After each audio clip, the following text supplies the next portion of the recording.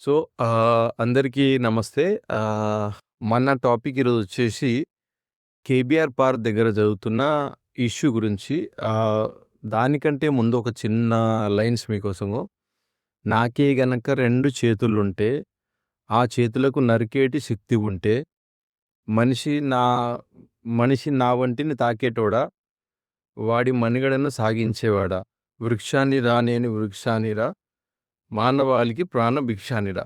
So, ఈ పాట ఎందుకు జెప్పాల్సొచ్చింది అంటే, ప్రతిరోజు అభివృద్ధి అనే దాహానికి వందల చెట్లు, వేల చెట్లు బలైపోతూనే ఉన్నాయి.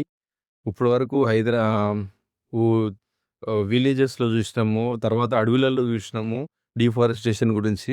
ఇప్పుడు సిటీస్‌లో అక్కడక్కడ గ్రీనరీ కొద్ది కొద్ది గ్రీనరీ ఉన్నా కళ్ళు మండుతున్నాయనుకుంటా. అక్కడక్కడ చిన్న గ్రీనరీ ఉన్న చిన్న చిన్న పార్కుల దగ్గర గూడా డిఫారెస్టేషన్ విచ్చలవిడిగా స్టార్ట్ అయిపోయింది. ఆహ్, ఇంతకుముందు ఆహ్, మ ఏమంటారు, పార్క్స్ అని, రోడ్లని, పార్క్‌లని గాదు, రోడ్లని, డ్రైనేజ్‌లని జెప్పేసని 2000కి పైగా హైదరాబాద్‌లో చెట్లను నరికేసిండు. అంత ఘనకార్యం జేసినంక మళ్ళీ అంతా అయిపోయిందన్నట్టు ఖాళీగా కనిపిస్తుంది కేబీఆర్ పార్క్ ఇప్పుడు. కేబీఆర్ పార్క్ చుట్టుపడ్డరు. దానికి మళ్ళా డెవలప్‌మెంట్ అని పేరు పెట్టిర్రు. సో, కేబీఆర్ పార్క్ చరిత్ర గురించి మనం కొద్దిగా దెలుసుకుంటే, హైదరాబాద్‌కి కేబీఆర్ పార్కు ఒక ప్రస్తుతం అంటే ఇంతకు ముందు నుంచి, గతం నుంచి ప్రస్తుతం వరకు అదొక ప్రధాన పర్యావరణ కేంద్రంగా ఉన్నది అప్పటి నుంచి గూడా. సో, ఇంతకు ముందున్నది, ఇప్పుడు గూడా ప్రధాన పర్యావరణ కేంద్రంగా ఉన్నది.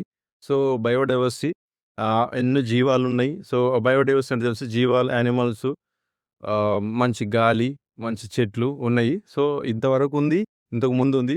మరి ఇక నుంచి మరి దాని ఉనికిని అది చాటుకుంటదా అని జెప్పేసంటే, కొంచెం డౌట్‌ఫుల్‌గా అనిపిస్తుంది. ఎందుకంటే చెట్లు చాతబడి చాతన గాకుండా చేతగాని చెట్లలాగా చెట్లు ఏమైపోయినాయంటే ఆహ్, తల వంచి నిలబడిపోయినాయి.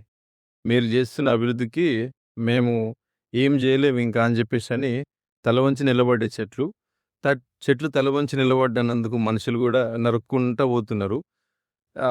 మెయిన్‌గా అభివృద్ధి, మౌలిక సదుపాయాలు, ప్రాజెక్టులు అనే మాయలో అనే మౌలిక సదుపాయాలు, అభివృద్ధి అనే దాహం వల్ల చాలా వరకు సిటీస్‌లో గూడా చిన్న చిన్న పార్కులలో నుంచి గూడా చెట్లను మాయం జేస్తున్నారు. అంటే నరికేస్తున్నారు. ఇంకోటి, చెట్టు షిఫ్టింగ్ అంటున్నారు. చెట్లు ఇటు నుంచి తీసుకపోయి అక్కడ షిఫ్ట్ జేస్తున్నారు. అది స్థానికంగా ఉన్న చెట్టు.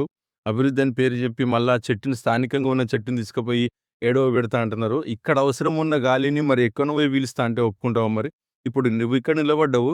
నీకిక్కడ గాలి లేదు. వేరే దగ్గర నుంచి గాలి తీసుకొని గాలి పీలుస్తా అంటే ఒప్పుకుంటావా? నువ్వు ఇక్కడున్న దగ్గర గాలి గావాలి. ఇక్కడున్న దగ్గర మనిషికి గాలి గావాలంటే డెవలప్‌మెంట్ పేరుతోటి ఇక్కడికెళ్ళి చెట్లు తీసుకుపోతాం. ఎక్కడనో నాటుతాము.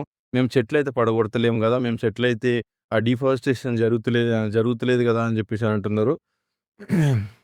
మనుషులు మనుషులు తోడు లేని చెట్లు ఏమైపోయినాయంటే నరికివేయబడుతున్నాయి. అంటే మనుషులు ఒక్కళ్ళు గూడా డిఫారెస్టేషన్ అడ్డుకోవట్లేదు గాబట్టి, తోడు లేని చెట్లు నరికివేయబడుతున్నాయి. అదే మనిషి చేసే అభివృద్ధి పనుల వల్ల చెట్లు మెడలు వంచి, మెడలు వంచి నిలబడుతున్నాయి. మా వల్ల అయితలేదు. మీ అభివృద్ధికి మేము తట్టుకోలేకపోతున్నాం అని. దినదిన అభివృద్ధి, ఏమంటారు, దినదిన అభివృద్ధి అనర్థమే అని తెలిసినా గూడా ఇట్లా డిఫారెస్టేషన్ విచ్చలవిడిగా జరుపుకోవడం వల్ల ఆహ్, ఇప్పటికీ ఎయిర్ క్వాలిటీ ఇండెక్స్ గానీ, పర్యావరణం గానీ ప్రతి సిటీలో ఘోరంగా వేరే అంటే నీచం, పూర్ కండిషన్‌లో ఉన్నాయి. అయినా గూడా మనుషులు తెలుసుకోకుండా, నిజం దెలిసి గూడా, పర్యావరణానికి ముప్పని దెలిసి గూడా చెట్లను ఎక్కడ చిన్న చెట్టు దొరికినా క్లీన్ జేసేసి కాంక్రీట్ జేసేస్తున్నారు.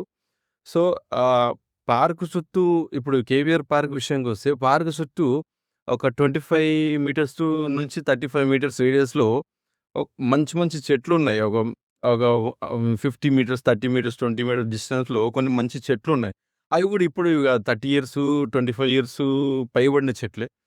వాటిని అంటే ఎంతో డిస్టెన్స్ ఉన్నాయి. అంటే దాదాపుగా నాకు తెలిసి మోర్ దెన్ 6 కిలోమీటర్స్ రేడియస్ ఉంటదది.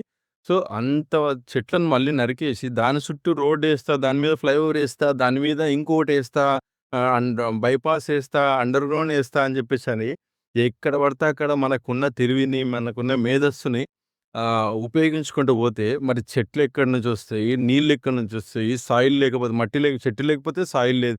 సాయిల్ లేకపోతే మరి జీవాలెట్లా బతుకుతాయి? మనకు గాలెట్లా వస్తది? మరి ఇట్లా చెట్లు నరుక్కుంటూ పోతే ఎట్లా? మరి దీనికొక సొల్యూషన్ గావాలి గదా!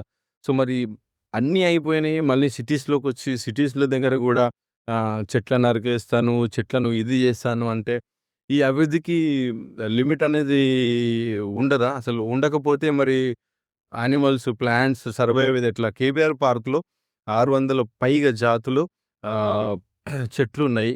అండ్ 200 పైగా జాతులు పక్షులొస్తాయి రోజు. ఆవాసాలుగా ఏర్పరచుకున్నాయి. వస్తాయి, తింటాయి, పోతాయి, ఉంటాయి.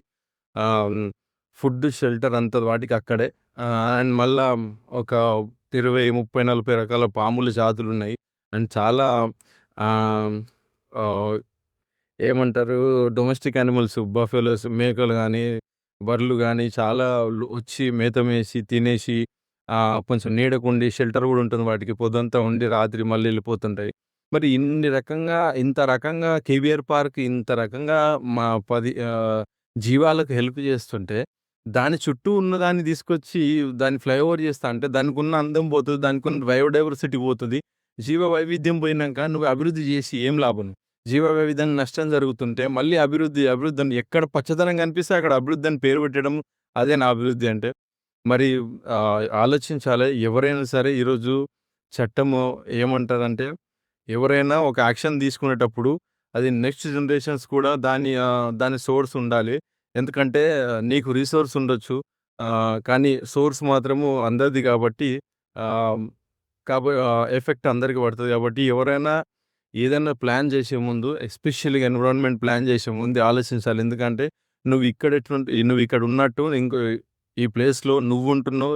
నెక్స్ట్ 30 సంవత్సరాల తర్వాత, 50 సంవత్సరాల తర్వాత నీ పిల్లలు గూడా ఇదే ప్లేస్‌లో ఉండాలి. ఇదే గాలి పీలవాలి. సో, జాగ్రత్తగా చెట్ల విషయంలో, ఎన్వైర్న్‌మెంట్ విషయంలో జాగ్రత్త వహించండి. క్లైమేట్ చేంజ్ ఒస్తుంది. గ్లోబల్ వార్మింగ్ ఒస్తుంది.